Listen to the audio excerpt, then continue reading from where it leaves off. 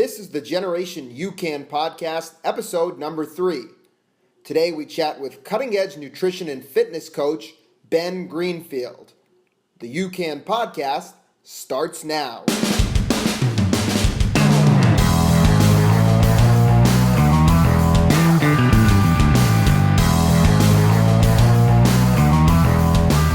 Thanks for tuning in to the Generation UCAN podcast. I'm your host, Varun Sriram. Thrilled to be joined today by a very special guest.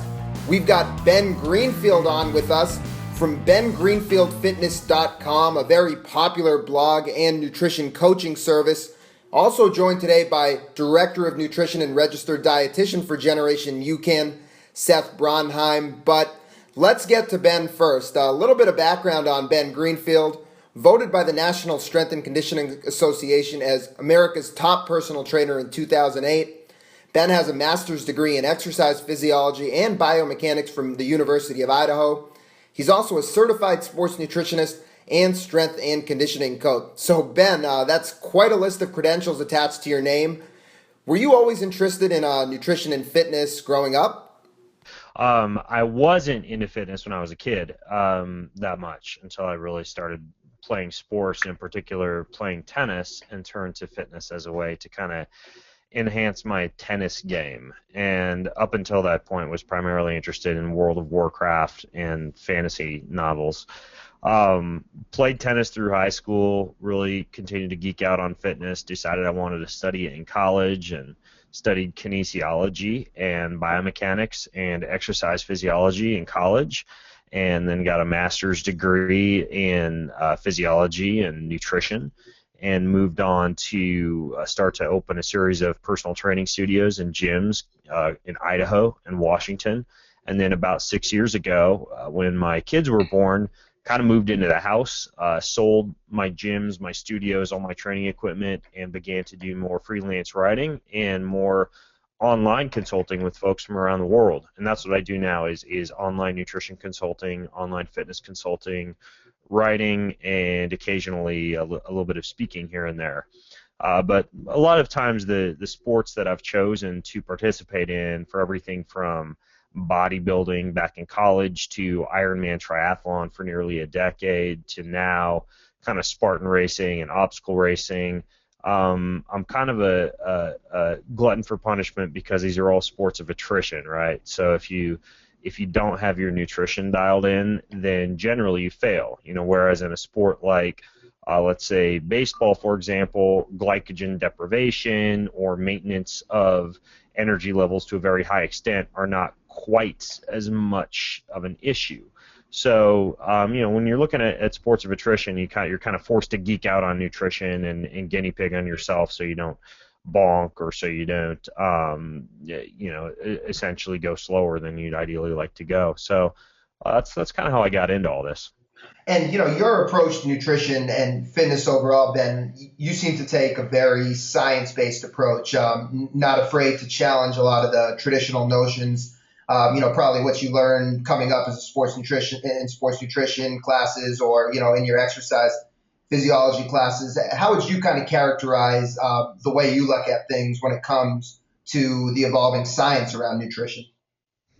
Well, what I look at things through is the lens of health versus performance. So, for example, something might make you faster or as fast. Let's say one method might make you as fast or faster than another method, but that doesn't mean that, for example, it might not affect you when you're 40 or 50 years old in terms of your joint or your heart or your brain. Something might help you to recover more quickly or sleep better, but that doesn't mean that it's going to be healthy long term. If you look at something like, let's take insomnia, for example, a benzodiazepine or like Valium or Ambien or something like that, that's essentially a chemical brick, might actually help you to sleep better, but that's not deep restorative sleep, and long term you'll experience some neural deficits and inability of your nervous system to recover properly while you're asleep because you aren't able to actually achieve the same type of natural sleep cycles you would be able to achieve with something more natural, like let's say some liquid melatonin or some magnesium citrate or tart cherry juice or something like that. So I'm always looking at ways to hack human performance or enhance enhance biology by doing things that not only can help you to achieve your goals more quickly, but help you to do that without destroying your body or destroying your mind. So, when you take something like that and you extend it to, let's say, sports nutrition, when I'm looking at the type of nutrition that I use for, like, triathlon or Ironman or Spartan or something along those lines, I'm not only asking what's going to make me faster or what's going to keep my energy levels elevated, but in that particular situation, I'm typically looking at the amount of free radicals that might be formed, meaning essentially the amount of oxidation that could be caused by components that I'm putting into my body. I'm looking at the potential, especially from a long-term training and the type of fuels that I use in my training. I'm looking at the potential for chronic elevations in blood sugar, which can essentially cause glycation, which is when a sugar in particle in the body sticks to cholesterol or sticks to protein and causes the increased capability of a protein or a fat to dig into endothelial cell walls and cause increased risk of heart issues or cause buildup of plaque in the brain and in neural tissue.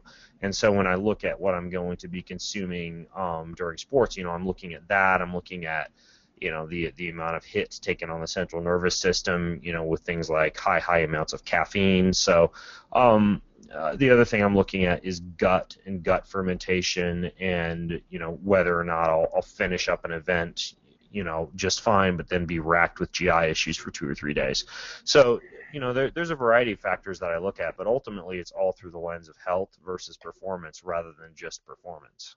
And Ben, what you're talking about really is, the approach that is a very sensible approach for, the average age group endurance athlete who's into marathon or into triathlon, as an avenue for better health and fitness. Now, there may be some argument amongst the pros, the guys who are doing these races for money, whether or not, they might question how much they need to care about long-term health versus short-term earnings. But I think for the general person, probably the person that you're consulting mostly through your nutrition business, those people really should focus on health as being paramount. Would you agree with that assessment?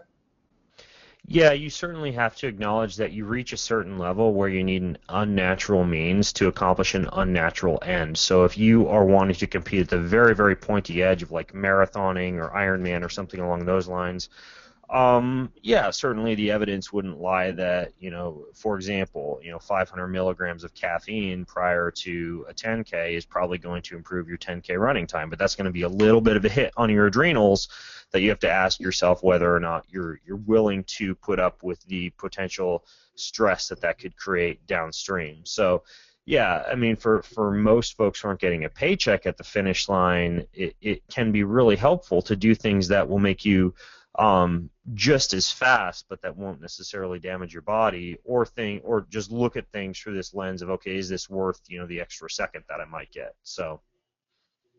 Ben, you talked a little bit about your athletic background. So, once again, like, when did you get into endurance sports, and how would you say your fueling and nutrition for an endurance event, whatever type of event it may be, has evolved from what it is today to what it was, when you first got into it? Well, I first got into endurance sports when I tried out a sprint triathlon back in college and absolutely fell in love with that, and kind of got into triathlon for a while, and then I totally strayed from that and kind of delved into the world of bodybuilding, put on a bunch of muscle mass, and kind of did bodybuilding for 2 years, and then came back to triathlon later on. And my initial impetus to get into triathlon was the fact that my girlfriend, who's my wife now, ran for the University of Idaho. So I saw her running cross country. I'd go out on runs with her sometimes, and she'd just run me into the ground and destroy me. And that was a little bit of a motivation for me to get out and run, because up until that point in my life, like, the longest I'd run was a mile because I was a tennis player. So I didn't need to do anything except short, hard sprints. And when I first began training for triathlon, racing in triathlon, and studying nutrition, it was a combination of what I had learned about human nutrition at the university level from the courses that I was taking, along with literature from some of the popular prevailing nutrition advice and manufacturers. So Gatorade was one that I looked at. What was another one? That a Power Bar would be another.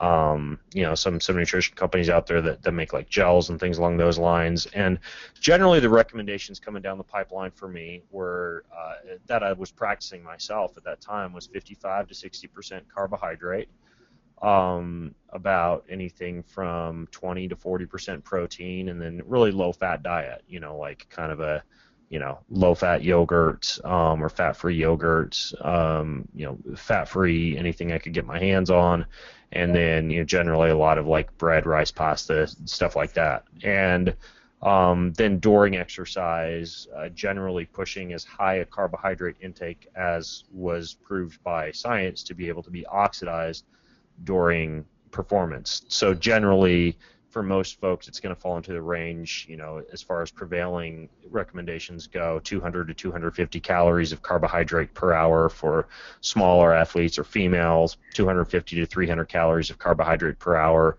for larger athletes or males, and that's generally with the mix of carbohydrates to utilize different sugar transporters in the stomachs, like fructose and maltodextrin, for example.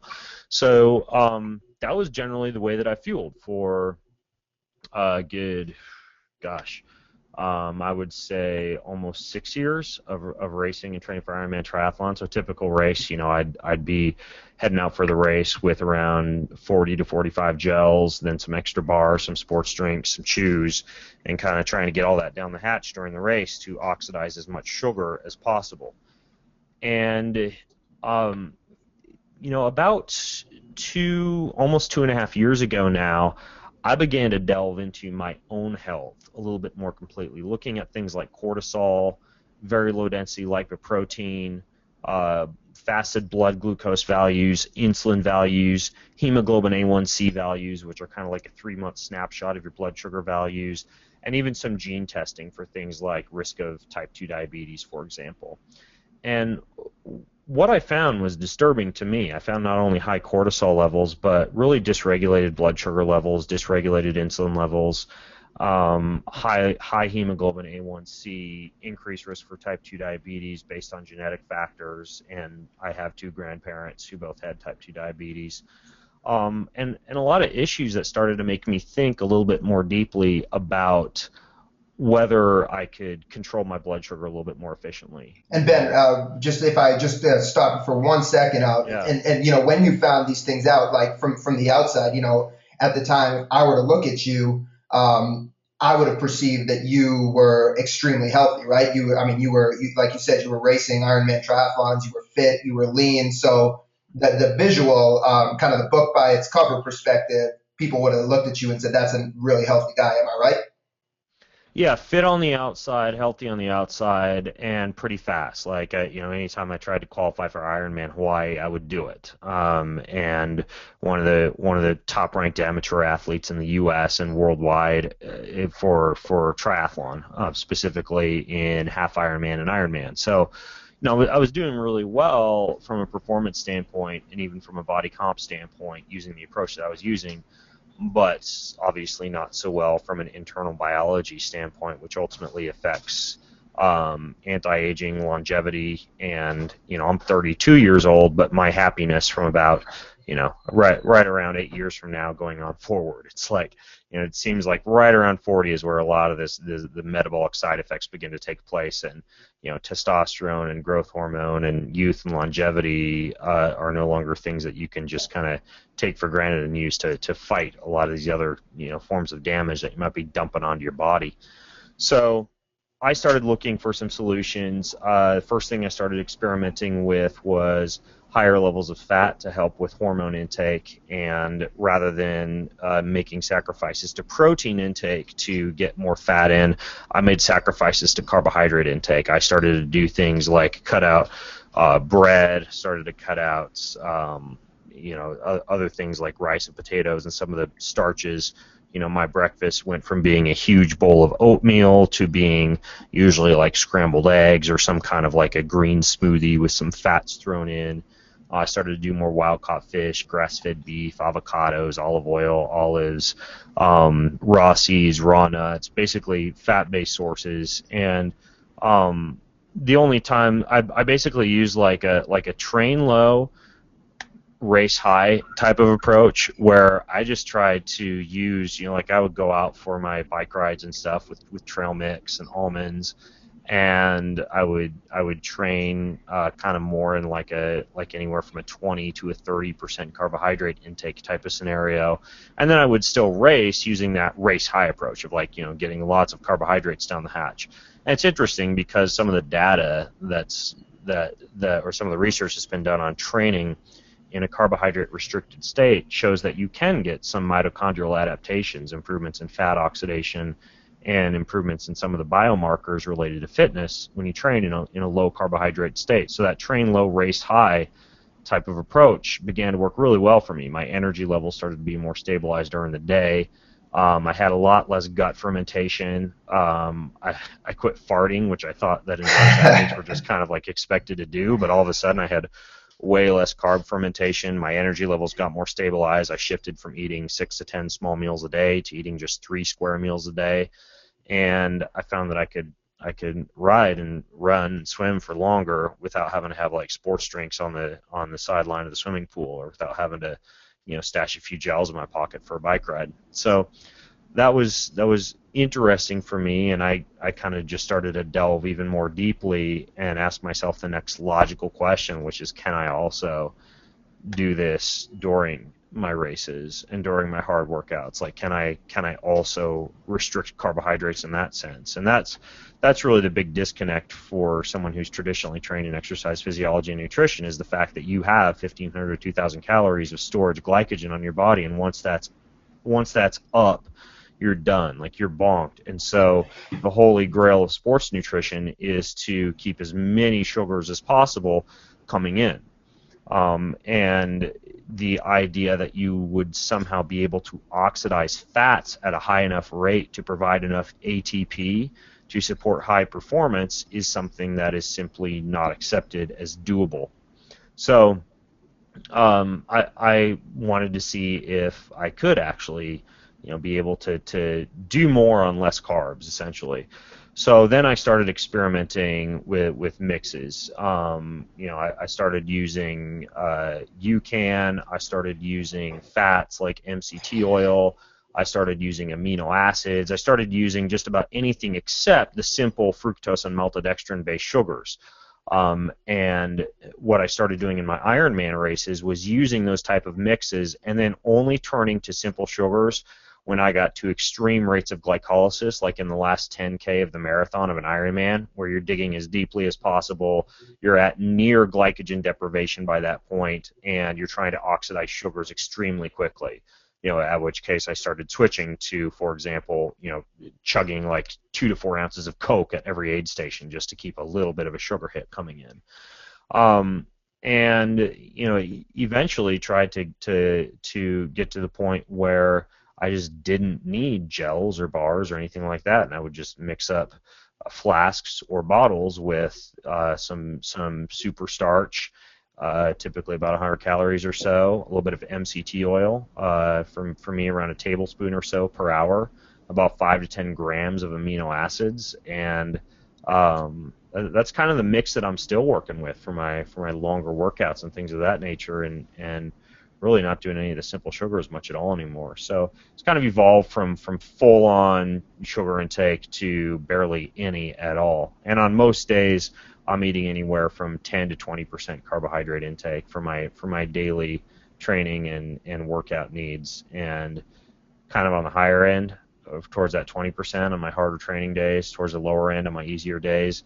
And honestly, most of my carbohydrate intake right now takes place typically kind of like in the evening after my workout when I'm really insulin sensitive. And aside from that, I'm pretty much kind of like a high fat, moderate protein intake. So Ben, a lot of the things you've said, and things you've raised over the last 15 or 20 minutes have been, very relevant in terms of the application of UCAN from keeping your blood sugars levels stable, from the health, the health standpoint of things, to also training your body to burn more fat by keeping insulin low. And certainly, in a moment, I want to have Seth, Director of Nutrition for UCAN, dive into some of that slightly more and how it applies to UCAN and the super starch carbohydrate, which you referenced.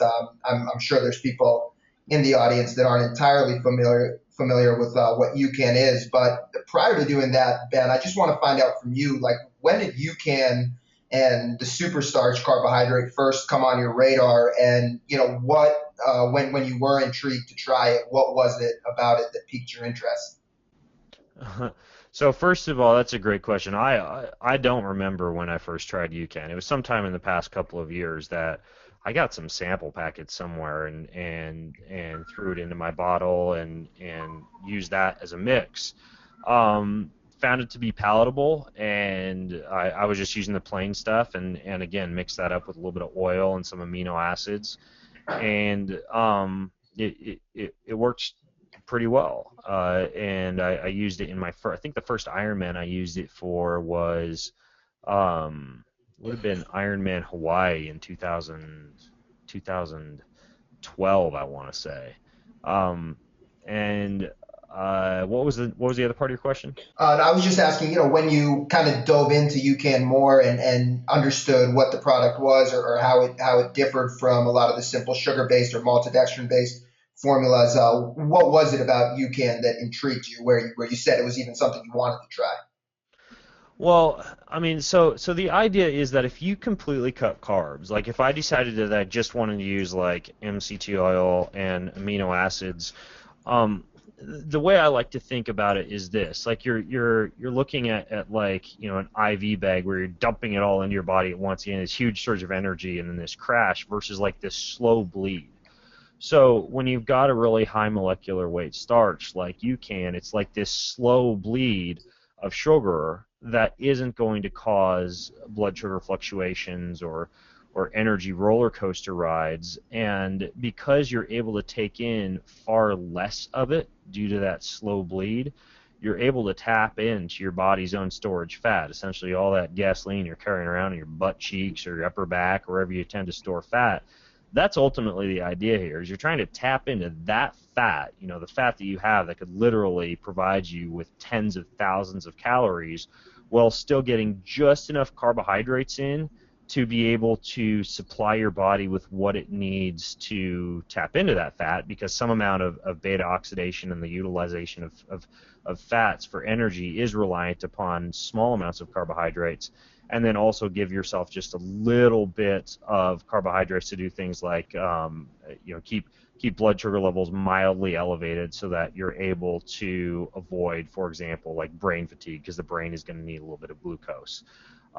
So the idea is I wanted to find or figure out a way that I could tap into fatty acid oxidation but take on as few carbohydrates as possible. And that's only really possible if the carbohydrates that you're taking on are not spiking your blood sugar up and down as you're exercising. So UCAN turned out to work pretty well for that. And for a while, I thought that it was the same thing as like these potato starches and waxy maize starches and all these other kind of like long form starches that are out there, but it's actually quite the opposite. Like those type of starches are very high glycemic index, and most of the research that's been done on them, because they're very high glycemic index, show them to be pretty valuable for like post-workout glycogen restoration, like rapid glycogen restoration. But when it comes to exercise, like the whole philosophy here, right, is that we're trying to get low glycemic index fuels that keep the body in a state of fat oxidation while not entirely stripping you of carbohydrate intake. Absolutely. So a lot of good stuff there, Ben, and kind of hold that train of thought here for a moment. I'm going to get back to you in just a second and kind of want to dive in a little bit more with you on how your training with UCAN has evolved and how you used it and how you use it today. But Seth, I want to bring you in here for a minute. Ben spoke about a lot of interesting things, and I kind of want you to give our listeners in the audience the backstory about UCAN. Ben mentioned that it was very different from a lot of the potato starches and other longer chain carbohydrates you see. So what is the unique aspect of UCAN that makes it so different? So the thing about UCAN is that it was actually meant for medical purposes. The boy you're seeing is Jonah. He's our founder's son, and he had a really rare blood sugar disease. It's actually called glycogen storage disease, and these kids basically suffer from life-threatening hypoglycemia at night. So UCAN was originally meant to save Jonah's life and keep him asleep throughout the night. So these kids, they can't create any of their own blood sugar. They basically lack an enzyme in the liver that converts the stored carbohydrates in their liver into their bloodstream. And the way most of us, on this webinar sleep throughout the night is your liver actually releases small amounts of carbohydrate into your bloodstream, so your blood sugar stays stable throughout the night, and you don't wake up at 4 o'clock in the morning with low blood sugar. These kids can't do this. So before the 70s, they didn't survive. And then as Ben was talking about some of those other carbohydrates, your potatoes and rice starches, they were used with these kids. They were using plain cornstarch, actually. The yellow boxes you find in the supermarket, around 12 times per day, and that includes a few nighttime feedings. So founder's wife was setting multiple alarm clocks under a lot of stress. And, after 8 years of trying barley starches, tapiocas, rices, and wheats, turns out UCAN was what Jonah had before he went to bed, has a dose before he goes to bed, and he actually sleeps all 8 hours. And the reason it keeps him asleep is because it keeps his blood sugar levels stable throughout the night. And it turns out that keeping your blood sugar stable, as Ben was mentioning, has huge implications for fitness, general health, diabetes, and performance. So you're looking at our superstarch difference slide here, and our starting ingredient in UCAN is non-GMO corn. But what we have a patented cooking process where literally over the course of 40 hours, our carbohydrate goes through a natural cooking process with just heat and water. But, if anybody's cooked pasta, well, if you're on a low-carb diet, you probably haven't cooked pasta in a while. But when you cook pasta, it changes shape. The molecule can get larger. So when you cook pasta when you cook UCAN, over the course of these 40 hours, the bonds get longer, and this becomes a much more complex and elongated carbohydrate. So there's also no enzymes or chemicals used to make it, and that's because our first customers were babies. So when this carbohydrate basically leaves your intestines, it's a slow and steady drip like Ben was talking about, rather than all the calories getting absorbed all at once and causing that spike in blood sugar that you might look for at mile 22 in a marathon, but you're not looking to start your race or your training with. So to kind of reiterate, we heard Ben reference superstarch. We see it on the screen. Superstarch is the carbohydrate, and it's that one-of-a-kind carbohydrate that's in all of the Generation UCAN products. And just really one more time to sum up, it's that non-GMO corn that goes through that heat water cooking process over a 40-hour period of time. And originally, this is what Jonah was using, roughly a 90-gram dose of this carbohydrate prior to sleeping at night, which would keep his blood sugar stable so he could sleep throughout the night. But then we started thinking around 2008, what impact would this have on athletes? And that's when really we looked to launch Superstarch and UCAN into sports nutrition. So what we wanted to do was test the Superstarch carbohydrate against maltodextrin, which is what you'll find in a lot of the gels, the goos, the hammers, the accelerates, a lot of your newer sports nutrition products. And maltodextrin was an improvement over the simple sugars, the sucrose, the fructose,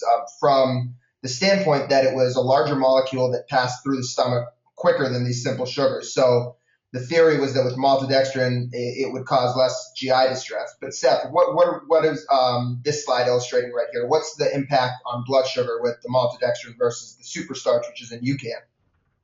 So first off, maltodextrin is enzymatically created. It's a and the basic formula causes your body to digest it very quickly. That's why it spikes your blood sugar so quickly. And as you're talking about, it's an improvement toward your simple sugars, your glucose, your fructose, but it still spikes blood sugar significantly. And our company, when it was meant for kids originally, so we were looking for a competitive advantage. I mean, sports nutrition is a crowded market, so why launch a unique product if you can't prove that it's better than the other carbohydrates on the market? So you can. As you see here, we're the red line, releasing very slow and steady. So we're giving you, little bits of energy over time that match the rate, your brain and your muscles actually need carbohydrate, rather than that huge bolus of once. that you get with maltodextrin, or you get with gels. I mean, our biggest competitor sometimes is that banana before you go out for your long run. And even, Seth, to illustrate that point, whether it's we look at common endurance athlete foods, right? And maybe, again, if a lot of people on this webinar are oriented towards lower carbohydrate eating, this might not apply for you. But what do you traditionally see, at races? It's bagels, it's bananas. So even those types of foods, what are their impact on blood glucose, compared to super starch? Well, they're still, raising blood sugar significantly, and that's one of the reasons why it's so why they don't sustain your energy. That's why you need that gel, later in your run. UCAN's a food product. It was meant for kids originally, and we have a lot of folks now that they're before their morning run or before their morning swim workout, they're having UCAN before they go, rather than that even half a bagel or that banana, because UCAN is actually one side benefit. It's very easy on the stomach. It moves rapidly through your stomach because it's got a very high molecular weight, and it's a large molecule. Large molecules move through your stomach quickly. Small molecules that are kind of like the sugars in your banana or your bagel, those trickle into your stomach, which is why you can get a lot of bloating and GI distress from that bagel or banana. So even though they're food products, it's kind of like wheat bread. It's still gonna raise your blood sugar, and as Ben was talking about, if you have too much of these carbs, you're gonna have that GI issues and gut bacteria issues too. So one final slide here, Seth, and then we're going to take it back to Ben. Ben was talking about insulin levels and their effects on fat burning. So this is another slide from the clinical trial we did testing the superstarch against maltodextrin. So Seth, first, why is insulin something people should care about, and then what are we looking at on this slide? So this is our trial at University of Oklahoma. It was untrained cyclists. They're hooked up to metabolic carts and intravenous blood draws, getting tested every 15 minutes. And traditionally the problem has been is that carbohydrates always spike your blood sugar, and that means that they spike your insulin. When you raise your blood sugar, and for example, when you have that banana or you have that gel or a sugary sports drink, the calories are digested quickly, and that means they go into your bloodstream quickly and raises the amount of sugar in your bloodstream at that time. And your body goes, I got all the sugar in my blood, don't burn fat right now, burn the sugar first. And you can see that there's a hormone called insulin that's basically telling the body that you don't need to burn fat right now. You got a lot of calories and energy in your bloodstream. You don't need to burn fat right now. But what's significant is that we provide energy, but we also keep insulin levels low. So we're providing just the right amount of carbohydrate to keep your blood sugar stable, to give you energy. But we're fully absorbed, so you get all the energy. We don't pass through the body like a fiber. Yet because we kept insulin levels low, we actually proved that you can burn more fat and oxidize more fat throughout and post-exercise, rather than just burning through typical carbohydrates, the way you might with maltodextrin. You see this huge insulin spike with maltodextrin. It means the body's not burning fat. It means it's burning just the maltodextrin and relying on that over time. So let's take it back to you, Ben. As you started to use UCAN and trained with UCAN, what did you notice about your overall caloric intake? Let's start there. What did you notice about your overall caloric intake for a given workout or for a given race? I can, when I'm using UCAN, go for a longer period of time without feeling that crash. But primarily, like when I use it during a 10-hour Ironman day, I'm used to just being all twitched up, like literally, like just like twitching and hyper with a bunch of stomach fermentation and insomnia after a race. And I'm not getting that when I use the UCAN. And the way that I've described it before is I feel stronger as the day goes longer. That's primarily what I've noticed. And the other thing that happens is you get tired of the sickeningly sweet taste of sports gels, I find, after a long period of time being out there training or racing. And this certainly helps a little bit with that type of flavor fatigue as well. You just kind of get tired of eating candy all day long. So, the main thing that I notice is more stable energy levels. The other thing that I should mention that's very important here, and based off that graph you saw on the spike in blood glucose, is that if you go into your workout or your race and you haven't been spiking your blood sugar levels leading into that event, meaning like your pre-workout meals, then you're going to have a higher level of fat oxidation as you go in and more stable energy levels.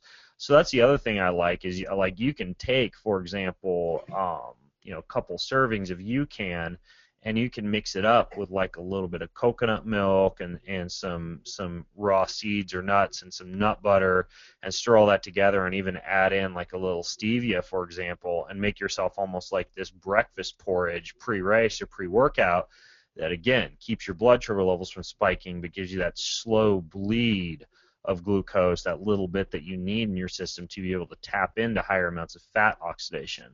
So that's what I've noticed is being able to use it for pre-workout, pre-race meal, being able to go to stay stronger as the day gets longer, and then afterwards feel less of the side effects of like just like fermentation and constant adrenal stimulation and blood sugar rises and crashes.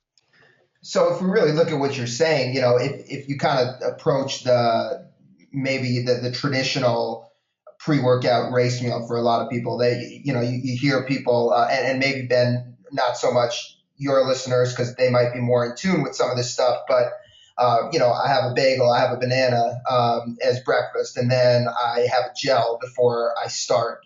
I think you've illustrated this with a lot of what you said, but just to kind of hit that head on, I mean, what is the issue with having that type of pre-workout, pre-race nutrition?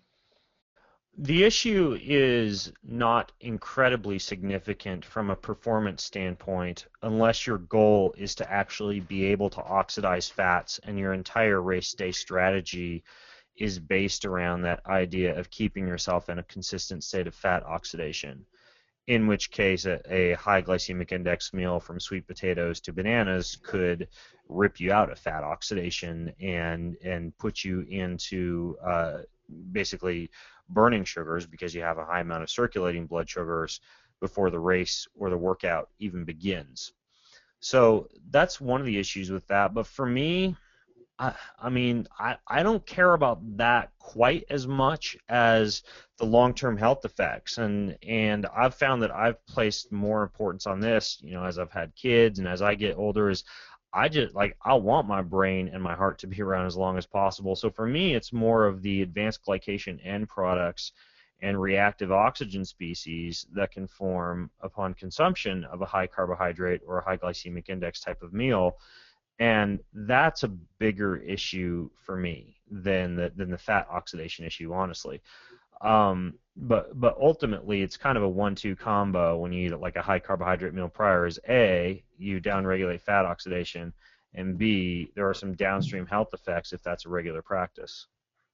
So for you, as you were fine tuning your nutrition, and I don't know exactly what the timetable was, in terms of your use of UCAN and in terms of just in general lowering your carb intake and moving towards the moderate protein, higher fat type of diet. But what was the adaptation period for you for this method of fueling? I mean, did it take work? Were you putting in UCAN at a time where you were already cutting your carbohydrate intake, so it kind of worked seamlessly?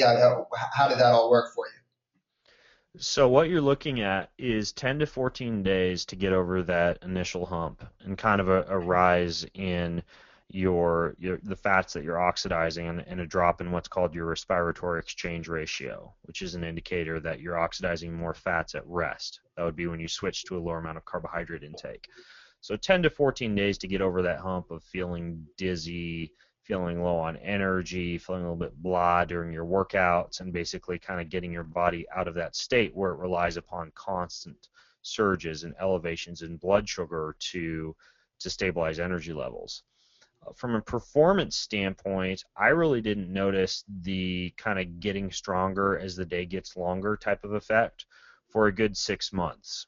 And I suspect that that's because you've got a pretty long period of time to be able to build mitochondrial density as a response to increased need for fat oxidation, and that's simply a waiting game. And The more that I stay in kind of like a low carb, high fat type of state, the better and better I feel, the longer and longer I can go without eating or doing long fasted workouts or doing workouts with minimal fuel or using UCAN instead of other fuel sources and feeling good with it.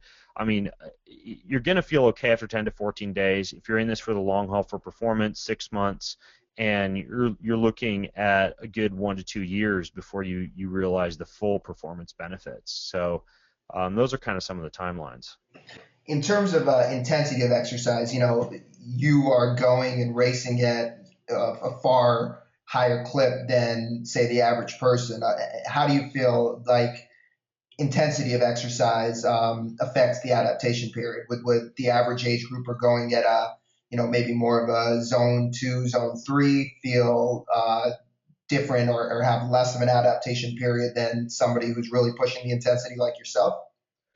When I switched to a lower carb intake, because carbohydrates are pretty necessary, for example, for glycolysis and for difficult efforts because of the rate at which they produce ATP, I had a really difficult time doing interval-based training and pushing myself at really hard rates without carbohydrate supplementation for 6 months.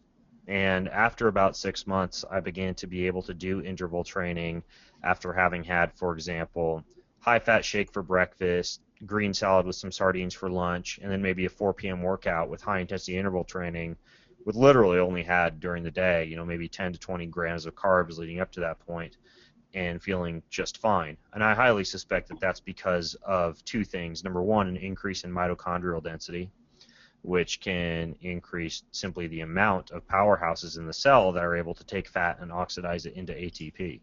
And number two, better activity in what's called the Cori cycle, which is the ability of the body to take lactic acid and shuttle it back up into the liver to be converted into glucose as usable energy for glycolysis. And even though I haven't seen direct research on like low carb, high fat type of athletes, what I suspect is occurring is basically you're forcing the body to simply shuttle more lactic acid, more byproduct of cellular metabolism, especially when you're exercising at a high rate, up into the liver where lactic acid can be reconverted into usable fuel sources for very high intensity exercise. But both of those mechanisms, I found that it was a little while that I had a really hard time doing like high intensity interval training without high glycemic index sugars or without lots of carbs in my diet. But once I played the waiting game and was patient with it, it paid off for sure, because now I can be a fat burning machine for the rest of my life and rely upon very slow burning sugar sources like you can for the longer workouts. And as you mentioned, several times, Ben, for you, it was worth the wait and worth the adaptation because you were looking at this from a long-term health standpoint. So that's from your perspective, that's really why you decided to stick with it. Yeah, exactly. So Ben, we've got you on for about another 10 minutes. So if anyone's got questions for Ben, this would be your opportunity to ask them. Seth and I'll stick around for any UCAN specific questions, following Ben leaving us. But yeah, anything specifically directed at Ben, ask it now. In the meantime, Ben, I'll ask you, everybody wants to know, what does Ben do during an Ironman? What's his nutrition plan? So it'd be great to hear you kind of outline what you're doing these days, pre-race for an Ironman and during an Ironman as well. Sure. So what I'll start off the day with is I like to have a blender to be able to mix all this with. If I don't, I'll shake it really hard in water bottles, but I like to have a blender. And so if you can travel to a race with a blender, that's all the better. What I'll take is I'll figure out how long I'm going to be on the bike, and I will mix in the equivalent of about 1 serving of UCAN for each hour, about 10 grams of amino acids for each hour, and I'm generally getting those from an amino acids powder or an amino acids capsule. And then I'm doing the equivalent of about 1 tablespoon for each hour of MCT oil, it's a type of fat that's really readily fed into the Krebs cycle for production of ATP. Now, electrolytes is kind of up to you. Research goes back and forth on whether or not they're helpful at all, but if you want to add electrolytes, you can put electrolytes into a mix like that as well. Like 500 to 700 milligrams of an electrolyte mixture for each hour that you're out there. If you're using like a plain super starch, you may want to add a little bit of stevia to that for some extra flavoring. I also like the orange flavor of UCAN. And you blend all that up, and generally you have 2 water bottles for each for the bike. You've got one for the first half of the bike that you carry on your down tube, and then you have another that you keep in special needs. And both those water bottles are a mix of the UCAN and the oils and the amino acids, and then the added flavoring that you want, and optionally electrolytes. You can do the same thing for the run, except you use flasks and a running belt, or you use like one of the water bottle slings and a running belt for the run. Same thing. You split it half and half, so you're not having to carry too many bottles all at once, but half of your running flasks you take with you straight out of T1. The other half are in special needs. And that's the same thing with the exception of a couple of things here. First of all, some people don't find the MCT oil to be very palatable for the run, so you can leave that out. The other thing is that, again, for about the last half or the last 10K of the run, you may be willing, or you may find that you need to switch to simple sugars just for that final kick at the very end where you're at a near state of glycogen deprivation and you need that little bit of a push, and you got to kind of find an unnatural, unhealthy means to achieve that unnatural end that you've pushed yourself to. But that's kind of towards the very end. So, it's up to you whether or not, for example, you're going to have that second set of flasks or water bottle waiting for you at special needs halfway through the run. A couple other little things here is that I found initially I wasn't doing enough amino acids, which are one of the things that can keep you from bonking. And so I tried eating more bars on the bike, like about the equivalent of 100 to 150 calories per hour of like a bonk breaker bar, or what they had out on course for bar nutrition as a little bit of solid food.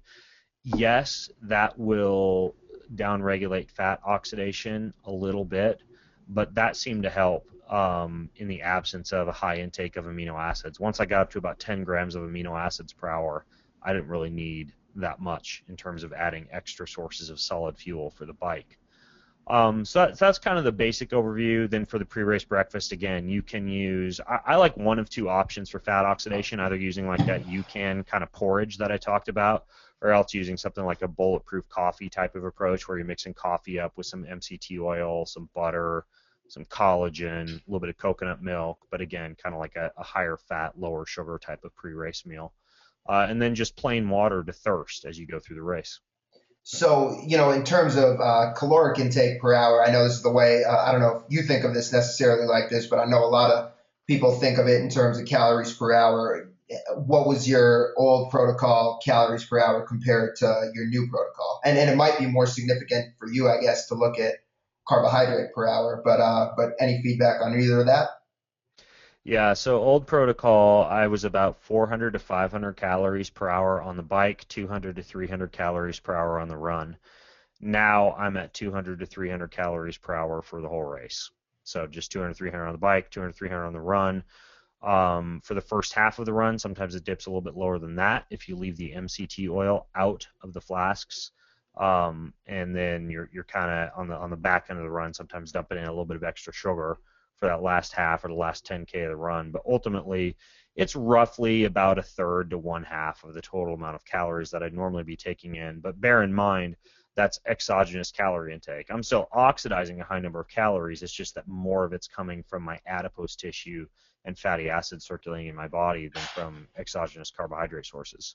And that's such a key point that you just made, Ben, because I think a lot of people, they might look at the calorie intake from UCAN and the product recommendations, and you have talked about the period of time it might take some adaptation, but that's the biggest thing. It's not that you're getting less calories when you take in UCAN. You're just, as you just said, you're getting calories from a different source here. You're able to utilize your own fat calories for fuel rather than just relying on what you're taking in. So I'm glad you made that point. I think that's a key point to make. So Ben, I got just a couple questions for you, and then we'll let you get out of here and really appreciate the time you've given us this afternoon. Paige wants to know, would blood sugar still spike with maltodextrin or simple sugars during exercise versus UCAN? She says the insulin response is suppressed during exercise, but I'm not really sure by how much. Yeah, you certainly get a suppression of insulin response during exercise and an upregulation of some of the non-insulin dependent glucose transporter pathways. So you'll see less of a spike than you would say at rest. But what you'll find, and you can go out and experiment with this yourself, is that there is still a distinct difference in the stabilization of your energy levels and the amount of fuel that you need to take in from an overall calorie per hour standpoint when you're using a slow release starch versus a fast release sugar.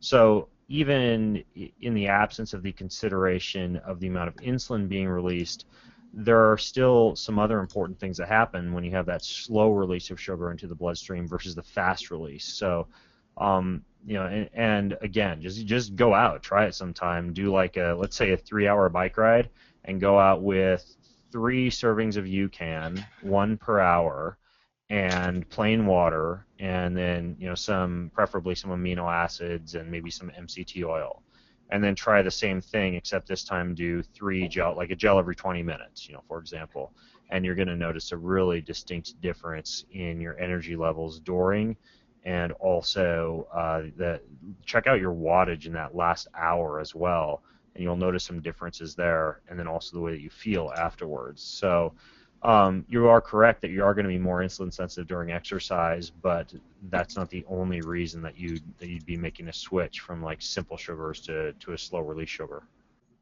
All right, and then last one for you, Ben, and for everyone else, we still are going to have Seth on, who's registered dietitian, our director of nutrition. So a lot of these questions that aren't tailored specifically to Ben, we'll have Seth on after Ben gets out of here to answer. But this last one, specifically for Ben, from Richard, says, I've been using UCAN for about 1 month with no issues.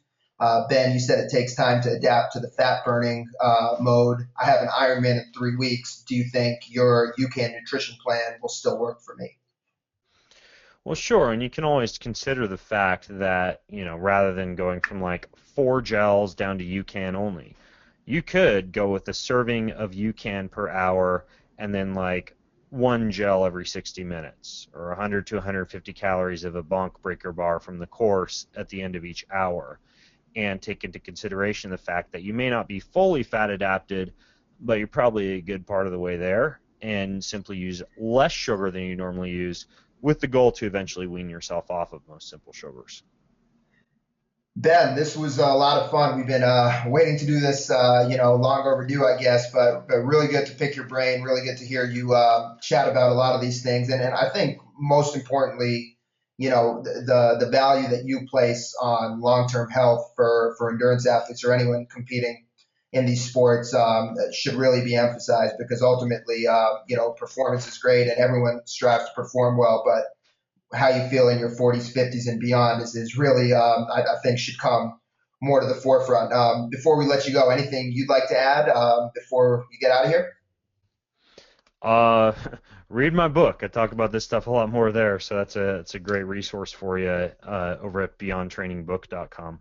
Cool. Beyondtrainingbook.com. And how else can people find your stuff? If they're interested in what you have to say today, where else can they find you? Yeah, I blog over at bengreenfieldfitness.com, where I talk a lot about nutrition. I do a weekly podcast on these type of things, and yeah, if you go over to the blog and subscribe to my newsletter, or go over to iTunes and subscribe to the Ben Greenfield Fitness podcast, I try and put a lot of valuable information out there for folks who are interested in kind of finding that healthy balance of both health and performance. He's Ben Greenfield. He's really at a forefront of a lot of this newer methodology of fueling for endurance sports, fueling for just overall long-term health in general. Ben, great discussion today. Really appreciate your time, and look forward to talking to you more down the road. Sweet. Thanks for having me on.